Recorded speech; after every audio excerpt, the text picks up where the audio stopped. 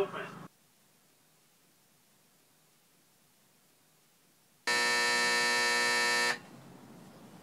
I was standing right here, looking up at the wooden car as it ascended the hill. There were 5 passengers, people I hadn't seen, in some cases, even thought about for years. In this dream, they were all different ages. One was barely out of high school. Another was accompanied by a 5-year-old son.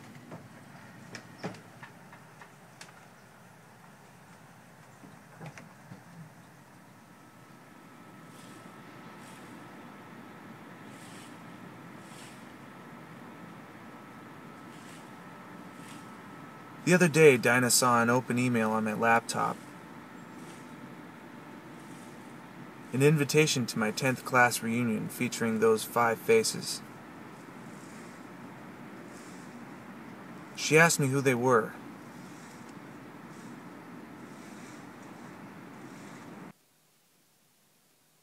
When we were 6, Rachel and I were taken to see The Adventures of Milo and Otis.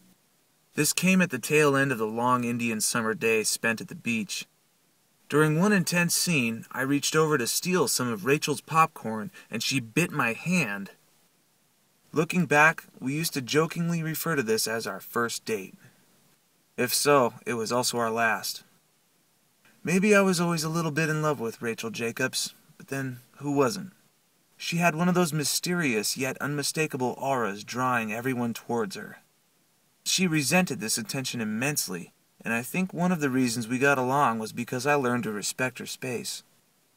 She even let me tag along to her job at a nearby farm, watching and sometimes helping as she cleaned the stable, fed the horses, and rode them around in the field. In 7th grade, she mentioned moving out west to live with her father, a former horse trainer turned ranch hand. I was haunted by bad dreams in which she had vanished into thin air, like the children in an after-school special.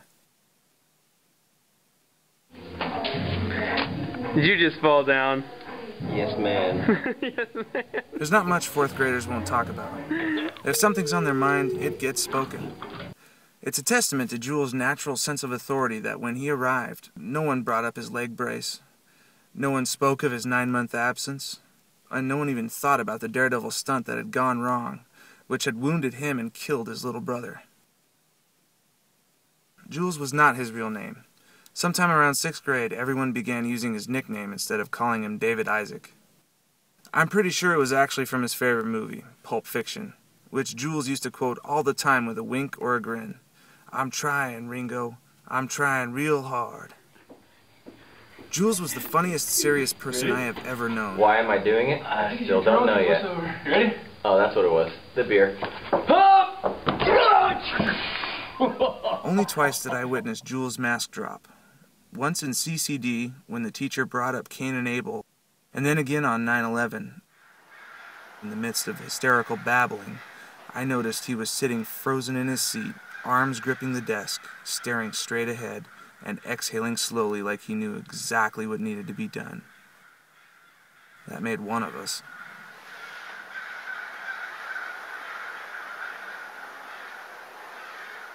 Did I really know R.J. Oliveri, the way I knew the others?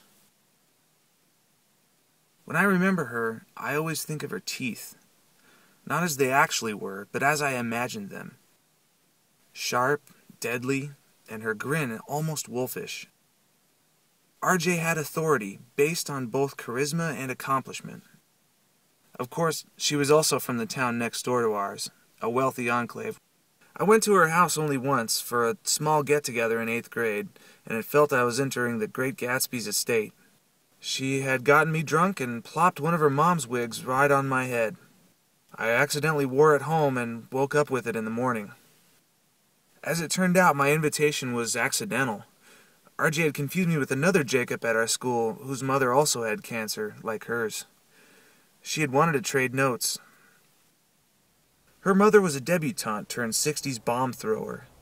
Cancer accomplished what the U.S. government couldn't, and legend has it when a 14-year-old RJ heard the news, she smiled sardonically, as if refusing to recognize death's authority. I'm sure those teeth never looked sharper.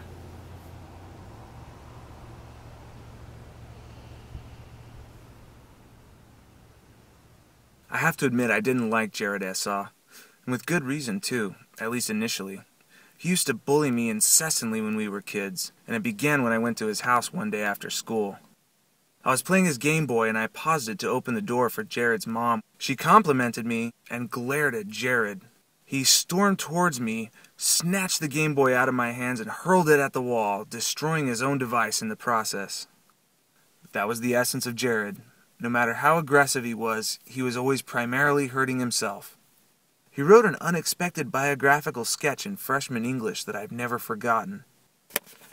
My favorite memory is when I was excited about something. My big sister used to take me to a carousel downtown whenever Mom and Dad fought. There was a ring you could grab when you passed by, a lot of the silver ones and one brass ring. I always wanted to catch it, but there was only one per ride. By the time he was 16, Jared had found a more rewarding brass ring, and he dropped out of school to pursue it. Eventually he was busted, and he faced a rap which he could only beat by turning in his pals. I naturally assumed I'd seen the last of Jared. Turns out I hadn't.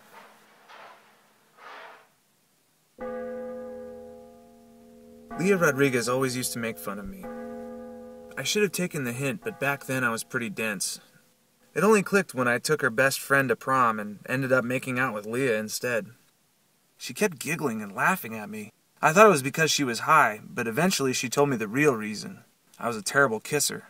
On this occasion, it didn't stop what was already in motion.